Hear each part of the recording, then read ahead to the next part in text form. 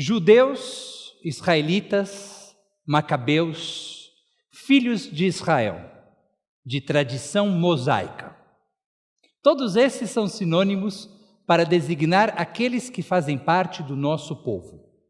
Cada um desses nomes traz uma nuance diferente. Contudo, de todos os nossos nomes, existe um que é o mais antigo e o que melhor explica a natureza do nosso povo. A nomenclatura dada ao primeiro monoteísta, patriarca do nosso povo, foi hebreu.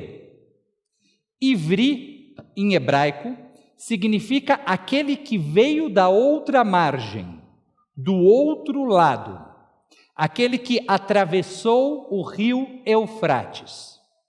Os rabinos expandiram a noção geográfica da nomenclatura e nos explicaram que ser hebreu é ser parte de uma tradição de personalidade forte, opiniões próprias, possibilidade de debater, nadar contra a corrente, criticar, discordar, transgredir.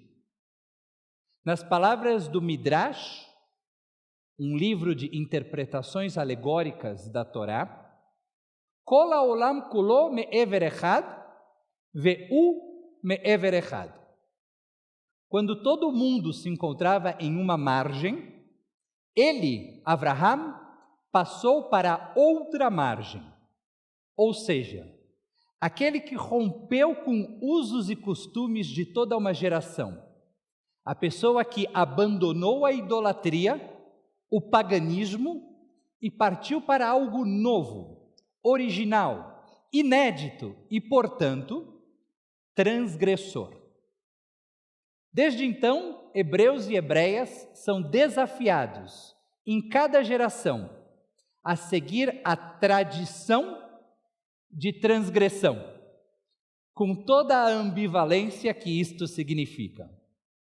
No judaísmo, seguir é romper, dar sequência é violar, continuar é infringir e ser fiel é transgredir.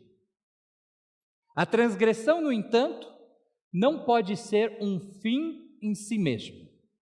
O objetivo por trás da transgressão deve ser a manutenção da saúde e da vida, a busca de justiça, o fortalecimento da ética e a consolidação da paz.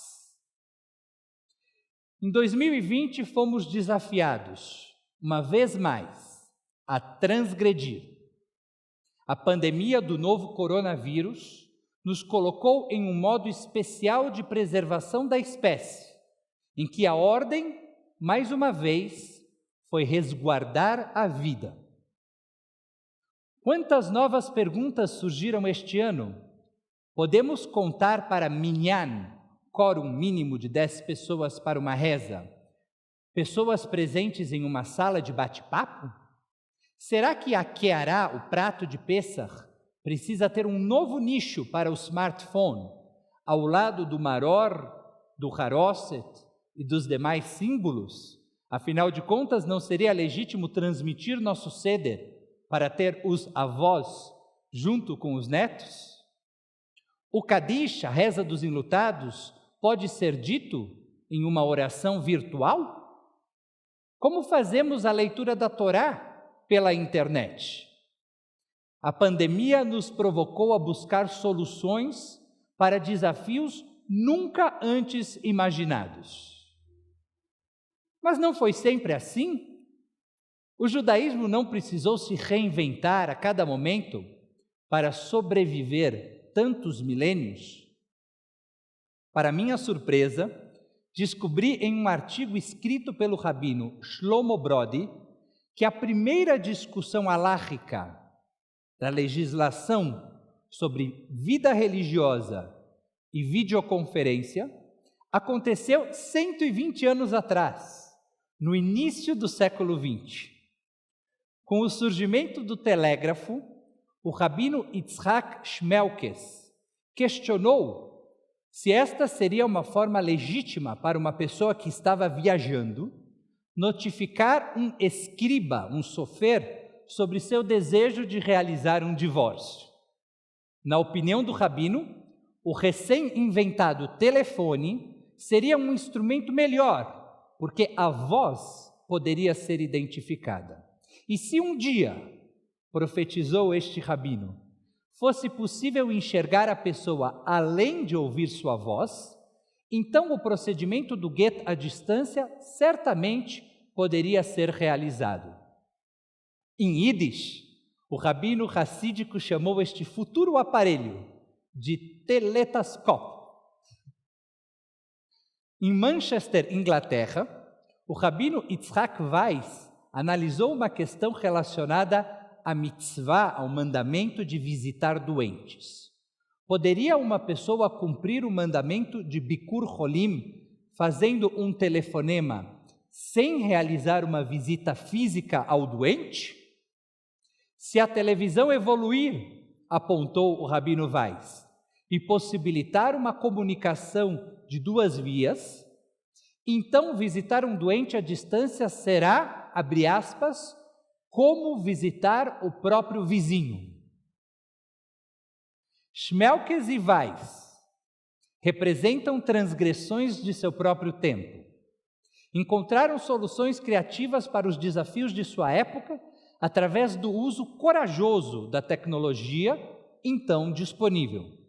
Foram ainda capazes de vislumbrar um futuro mais avançado, que não tardou em chegar.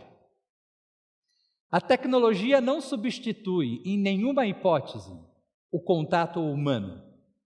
No entanto, em momentos como o que vivemos, é a forma mais segura de continuar acompanhando a comunidade. Estamos diante de uma ameaça real que ainda não terminou. O coronavírus é ainda uma doença para a qual não temos vacina ou tratamento definitivo. Já morreram mais de 940 mil pessoas e foram infectadas 30 milhões. Se uma única pessoa se contagiasse em nossa sinagoga, as grandes festas teriam sido um enorme fracasso. Por isso, resolvemos transgredir com o intuito de resguardar a nossa comunidade. Em 2020 nasceu o telejudaísmo e foi criada a Zoomnagoga. O enorme esforço que a CIP fez nos últimos 6 meses para converter todas as suas atividades para o universo online foi amplamente reconhecido pelos sócios e frequentadores. Não ficamos um único Shabat distantes de vocês.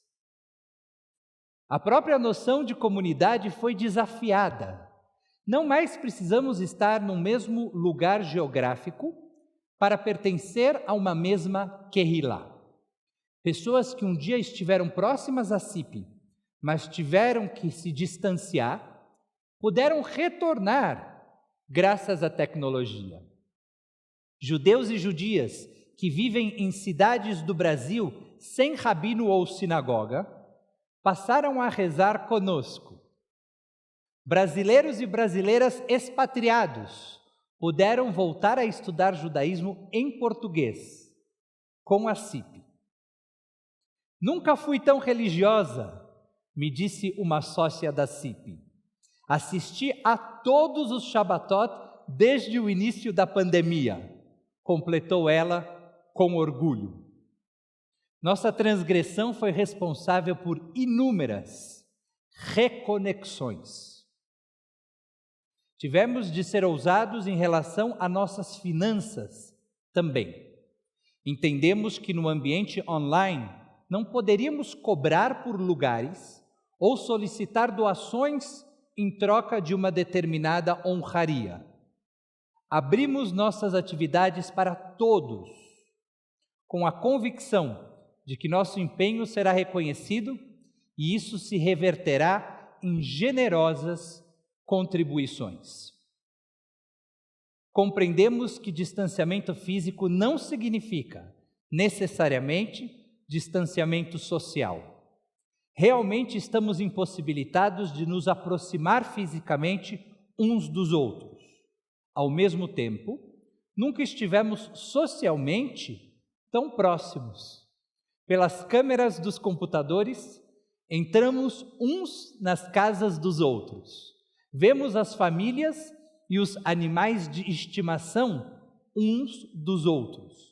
Nos permitimos nos vestir de maneira mais esportiva e aprendemos a valorizar como nunca a perspectiva de um dia estarmos lado a lado, com segurança. A transgressão traz perguntas sobre o futuro.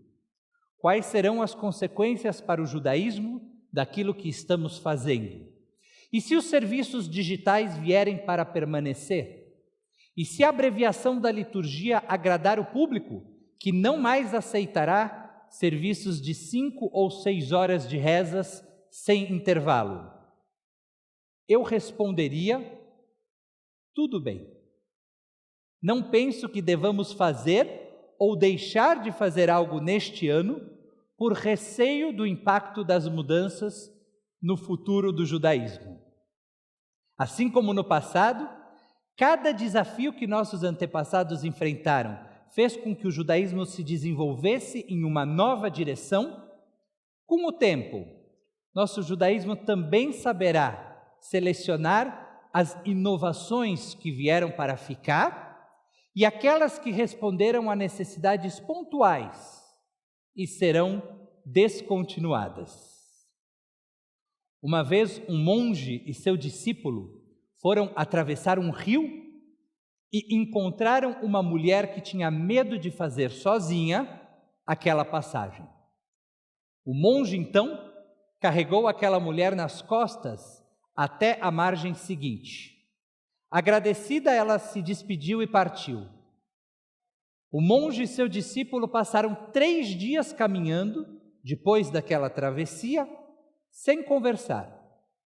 Em determinado momento, o discípulo quebrou o silêncio e perguntou: como você foi capaz de cometer tamanha transgressão e carregar uma mulher nas costas durante aquela travessia? Ao que o monge respondeu: eu levei ela até a outra margem. Você continua carregando ela 3 dias depois.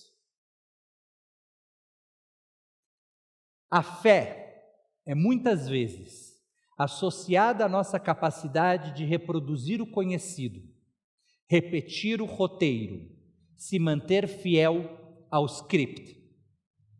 Para isso, não precisamos de fé. A fé está justamente na nossa possibilidade de inovar, arriscar e transgredir. Fé é acreditar que mesmo que tudo seja diferente, ainda será bom. Ter fé é crer em nossos recursos para lidar com o novo. Essa é a verdadeira fé. Quando nunca fizemos isto antes, se torna motivo e não desculpa, então temos fé. Sinto orgulho de pertencer a uma comunidade como a CIP, que em 2020 abraçou o desafio transgressor de se manter próxima a seus congregantes, preservando a saúde de todos. Soubemos seguir a tradição de hebreus e hebreias, e mesmo quando muitos permaneceram presos à outra margem, optamos pela transgressão de escolher a vida. Shabbat Shalom e Shana Tová.